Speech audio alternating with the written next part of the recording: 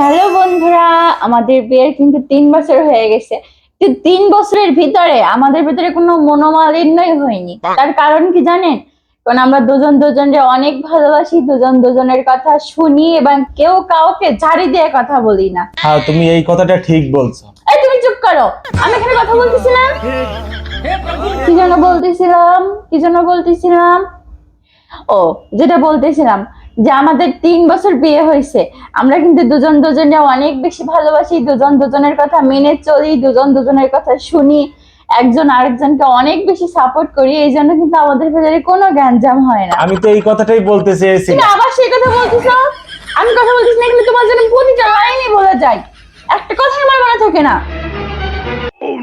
কি যেন বলতেছিলাম, সবগুলো লাইনই আমি ভুলে গেছি। আইসে বেশি জ্ঞান দিতে, ভালো করে মাথা টিপে দাও। हे प्रभु हे हरि राम कृष्ण जगन्नाथ प्रेमानंद